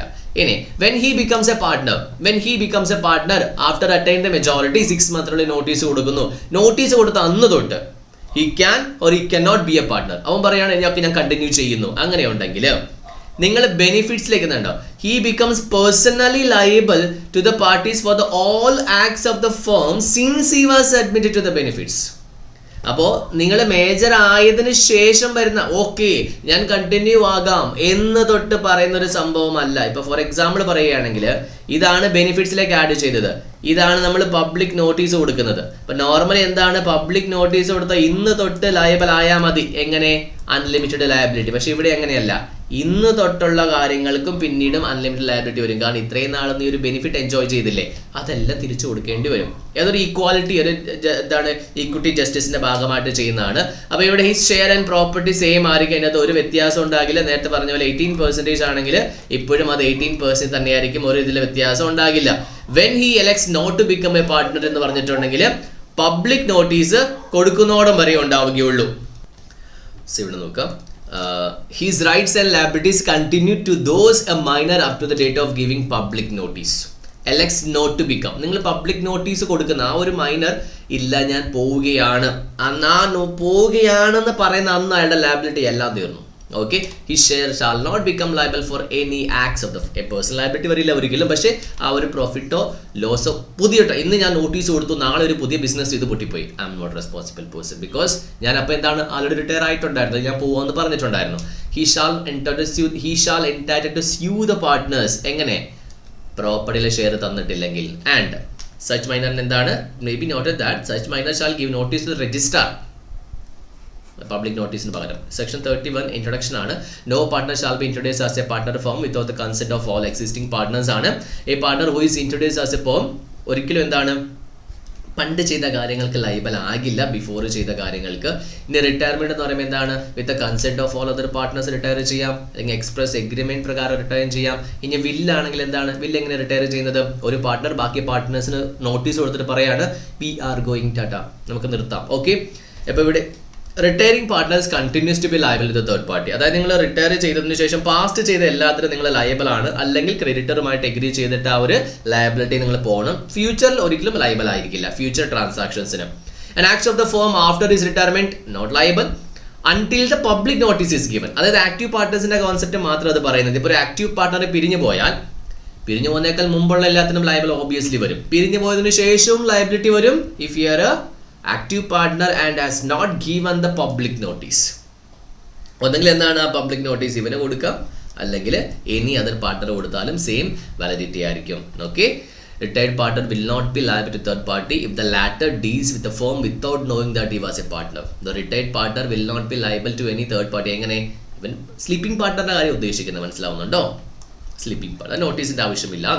Next, liability of the retired partner for the acts of the firm done before his retirement. Obviously എന്താണ്, ഹി ഈസ് ലയബിൾ ആണ് unless there is A tripartite agreement. എങ്ങനെ? ക്രെഡിറ്റേഴ്സുമായിട്ട് ഒരു എഗ്രിമെന്റ് ചെയ്താൽ മതി, എന്നെ ഇതിനകത്ത് ഒഴിവാക്കണം, അങ്ങനെ ഉണ്ടെങ്കിൽ എന്താണ്, ഈ ക്യാൻ. നെക്സ്റ്റ് എക്സ്പൾഷൻ ആണ്. എക്സ്പൾഷൻ വളരെ ഇമ്പോർട്ടൻ്റ് ആണ്. ഇത് ഡയറക്റ്റ് ടൈപ്പ് ഓഫ് ക്വസ്റ്റ്യനും സാധാരണ ചോദിക്കാറുണ്ട്. Direct type of question. Expulsion വളരെ കൃത്യമായിട്ട് എന്താണ് കോൺട്രാക്റ്റിൽ കൊടുത്തിരിക്കണം. അത് പാർട്ട്നേഴ്സിനൊക്കെ നല്ലപോലെ അറിയാം. എങ്ങനെ എക്സസൈസ് ചെയ്യാം? മെജോറിറ്റി ഓഫ് പാർട്ട്നേഴ്സ് വിചാരിച്ചാൽ മതി. ഇവിടെ മെജോറിറ്റി എന്ന് പറയുമ്പോൾ എന്താണെന്നറിയാവോ? ആ രീതിയിലെ മെജോറിറ്റി അല്ല ഉദ്ദേശിക്കുന്നത്. ഇവിടെ ഇപ്പോൾ എന്നെയാണ് പിരിച്ചുവിടുന്നെങ്കിൽ, ഇപ്പോൾ 6 പാർട്ട്നേഴ്സ് ഉണ്ട്. ഓക്കെ, ഇതിനകത്ത് ഒരാളാണ് ഞാൻ. എന്നെയാണ് പിരിച്ചുവിടുന്നതെങ്കിൽ 5 പേര് സമ്മതിക്കണം. അതാണ് മെജോറിറ്റി എന്ന് ഉദ്ദേശിക്കുന്നത്. മനസ്സിലാവുന്നുണ്ടോ? അപ്പോൾ പിരിഞ്ഞു പോകുന്ന ആൾ സമ്മതിക്കുക, പറഞ്ഞു വിടുന്ന ആൾ പോവും. ഇപ്പോൾ എന്നെ പറഞ്ഞു വിടാണ്, അപ്പോൾ എൻ്റെ സമ്മതം ഉണ്ടാവും. ഞാൻ സമ്മതിക്കുമോ ഞാൻ എന്നെ പറഞ്ഞു വിടാൻ? ഇല്ലല്ലോ. അപ്പോൾ അതുകൊണ്ടാണ് മെജോറിറ്റി എന്ന് ഉദ്ദേശിക്കുന്നത്. മനസ്സിലായോ? നെക്സ്റ്റ്, എന്ത് പർപ്പസിന് വേണ്ടി ആയിരിക്കണം? ഗുഡ് ഫെയ്ത്ത് ആയിരിക്കണം. ഈ 3 കണ്ടീഷൻസ് എന്നാണ് ഫുൾഫിൽ ചെയ്തിരിക്കണം. ഇല്ലെങ്കിൽ it's not a valid. It's valid expulsion നടക്കത്തിയോട് പറഞ്ഞിട്ടുണ്ട്. എന്താണ് നോക്കി? If all these conditions are not present, the expulsion is not deemed as valid. It is purely invalid ആയിട്ട് നമ്മൾ കൺസിഡർ ചെയ്യും. ഇൻവാലിഡ് ആയിട്ട് കൺസിഡർ ചെയ്യും. So what is meaning of good faith? ഇവിടെയാണ് നമുക്ക് അപ്ലിക്കേഷൻ ടൈപ്പ് ഓഫ് ക്വസ്റ്റ്യൻ വരുന്നത്. Okay, എന്താണ് good faith എന്ന് പറയുന്നത്? ഈ പറഞ്ഞു വിട്ട ആളുണ്ടല്ലോ, അയാൾക്ക് നമ്മൾ നോട്ടീസ് കൊടുക്കണം വിത്ത് റീസൺ, എന്തുകൊണ്ട് പറഞ്ഞു വിട്ടു. നെക്സ്റ്റ്, പാർട്ട്ണർഷിപ്പ് ഫോമിൻ്റെ പൊതുവായ വളർച്ചയ്ക്ക് വേണ്ടി ആയിരിക്കണം. നെക്സ്റ്റ്, പറഞ്ഞു വിടുന്നേക്കാൾ മുമ്പ് അയാൾക്ക് പറയാൻ ഒരു അവസരവും കൊടുത്തിരിക്കണം. Is given an opportunity for being heard. ഈ 3 കാര്യമുണ്ടെങ്കിൽ ഗുഡ് ഫെയ്ത്ത് എന്നർത്ഥം. ഇല്ലെങ്കിൽ ഇതിനകത്ത് ഏതെങ്കിലും ഒരു കാര്യം, ഇപ്പോൾ മെയിനായിട്ട് ഈ നോട്ടീസിൻ്റെ കാര്യമൊക്കെയാണ് വരുന്നത്. നോട്ടീസ് കൊടുത്തില്ല, നോട്ടീസ് കൊടുക്കാതെ എക്സ്പ്രഷൻ ചെയ്ത് വാലിഡ് ആണോ? അല്ല. അപ്പോൾ എവിടെ തൊട്ട് എഴുതണം? ഇവിടെ തൊട്ട് എഴുതണം. മനസ്സിലാവുന്നുണ്ടോ? യെസ്. നെക്സ്റ്റ്, ഇൻസോൾവൻസി എന്ന് പറയുമ്പോൾ എന്താണ്? ഇൻസോൾവെന്റ് പാർട്ട്ണർ എപ്പോൾ ഇൻസോൾവെന്റ് എന്ന് കോടതി ഡിക്ലെയർ ചെയ്തോ അന്ന് തൊട്ട് പാർട്ട്ണർ അല്ല. അതുകൊണ്ട് തന്നെ എന്ന് നിങ്ങൾ പോയോ അന്ന് തൊട്ട് നിങ്ങളുടെ ഒരു പ്രോപ്പർട്ടീസും ലയബിളും അല്ല. ഓക്കെ, നെക്സ്റ്റ്, അതുകൊണ്ട് തന്നെ ഫേമു എന്താണ്? ഒരു ഇൻസോൾവെന്റ് പാർട്ട്ണറിന്റെ ഒരു കാര്യത്തിനും ലയബിൾ ആയിരിക്കില്ല. Next, this insolvent partner can not be continue as a partner. ഒരിക്കലും ഇയാൾക്ക് എന്താണ് ഒരു പാർട്ട്ണറായിട്ട് കണ്ടിന്യൂ ചെയ്യാനും പറ്റത്തില്ല. പക്ഷെ നോർമലി എന്ത് സംഭവിക്കും? ഓർഡിനറിലി ബട്ട് നോട്ട് ഇൻവെർലി, എപ്പോഴും അല്ല ചിലപ്പോഴൊക്കെ എന്താണ് ഒരു പാർട്ട്ണർ ഇൻസോൾവെന്റ് ആയാൽ ഫേം ഡിസൊല്യൂഷൻ ആകും. കാരണം ഇപ്പോൾ എനിക്കൊരു 30% ഷെയർ ഉണ്ട് പാർട്ട്ണർഷിപ്പ് ഫോമിൽ. ഞാൻ ഇൻസോൾവെന്റ് ആയെന്ന് പറഞ്ഞാൽ അതിൻ്റെ അർത്ഥം ഫേം ലോസിലാണെന്നല്ലേ. അപ്പോൾ ഒബിയസ്ലി എന്താകും? ഫേമും ഇൻസോൾവെന്റ് ആകും. അതാണ് ഉദ്ദേശിക്കുന്നത്. അപ്പോൾ എനിക്കൊരു വെറും 1% ഷെയർ മാത്രമേ ഉള്ളൂ. അപ്പോൾ ഞാൻ ഇൻസോൾവെന്റ് ആയ ബാക്കി പാർട്ട്നേഴ്സ് 99% ഉള്ളവരെല്ലാം സോൾവെന്റ് ആയിരിക്കാം. അപ്പോൾ ഇവിടെ എൻ്റെ ഷെയർ എത്ര അനുസരിച്ചിരിക്കണോ അതിൻ്റെ അനുസരിച്ചാണ് ഈ പറഞ്ഞിരിക്കുന്ന ഫേം ഡിസൊല്യൂഷൻ ആകാനുള്ള ചാൻസസ് വരുന്നത്. നെക്സ്റ്റ്, ഡിസീസ്ഡ് പാർട്ട്ണറിൻ്റെ ഒരു കോൺസെപ്റ്റാണ്. where under a contract between the partner the firm is not dissolved by the death of a partner. അതായത് ഒരു പാർട്ട്ണർ മരിച്ചു പോയി കഴിഞ്ഞാൽ നോർമലി എന്ത് സംഭവിക്കും? നമ്മൾ പറഞ്ഞത് ഡിസോൾവ് ആകും. പക്ഷേ ഇവിടെ എന്ത് സംഭവിച്ചില്ല? ഡിസോൾവ് ആയിട്ടില്ല. അവരെന്ത് ചെയ്തു? അതേ ഫോർമിൻ്റെ നെയിമിൽ എന്താണ് ബിസിനസ് കണ്ടിന്യൂ ചെയ്താൽ, ഇപ്പോൾ ഫോർ എക്സാമ്പിൾ ABC എന്നൊരു ഫോർമിൻ്റെ പേരിലാണ് ബിസിനസ്, അതിനകത്ത് C മരിച്ചുപോയി. അതിനുശേഷവും അവർ ABC എന്ന പേരിൽ ബിസിനസ് കണ്ടിന്യൂ ചെയ്താൽ സിയുടെ മരണശേഷം വരുന്ന ഒരു കാര്യത്തിലും സി ലയബിൾ അല്ല. ഈവൻ ദോ സിയുടെ പേര് അവിടെ ഉണ്ടെങ്കിലും, എവിടെ ഉണ്ടെങ്കിൽ പേരിലുണ്ടെങ്കിൽ, എഗ്രിമെന്റിൽ ഉണ്ടാകില്ല. ആ പേര് അത് തന്നെയാണെങ്കിലും ലയബിലിറ്റി ഉണ്ടാകില്ല.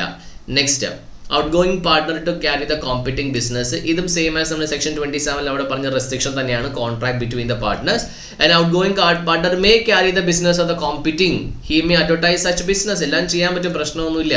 പക്ഷേ but subject to the contract to the contrary. അപ്പോൾ കൃത്യമായിട്ട് തന്നെ പിരിഞ്ഞു പോകുന്ന അല്ലെങ്കിൽ പുറത്ത് പോകുന്ന പാർട്ട്നേഴ്സിനോട് വളരെ കൃത്യമായിട്ട് എക്സിസ്റ്റിംഗ് പാർട്ട്നേഴ്സ് പറയും ഫോമിൻ്റെ പേര് യൂസ് ചെയ്യരുത് എന്ന് പറയാം. നെക്സ്റ്റ്, നീ പാർട്ട്ണറാന്ന് ഇനി എവിടെയും പറയരുത്.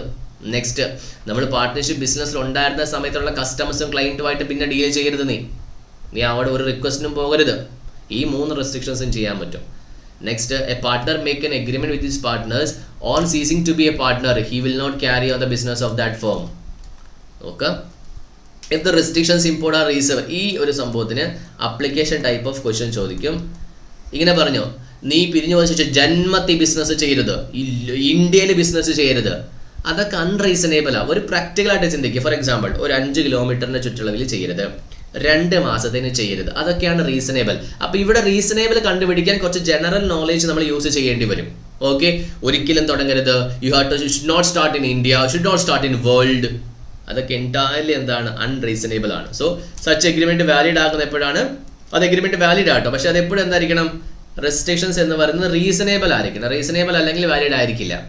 So notwithstanding anything contain section 27 എന്താ പറയുന്നത്, ഇത് ആസ് പെർ ഇന്ത്യൻ ഭരണഘടന പ്രകാരം ഒരാളുടെ ബിസിനസ് ചെയ്യാനുള്ള റൈറ്റിനെ എന്താണ് നമ്മൾ തടയുകയാണ്. വാലിഡ് ആണോ? വാലിഡ് ആണ്. Okay, within A period of എന്താണ് 2 രീതിയിലാണ് റെസ്ട്രിക്ഷൻ വരുന്നത്. ഒന്ന്, ഇന്ന സമയത്തിനുള്ളിൽ ബിസിനസ് ചെയ്യരുത്.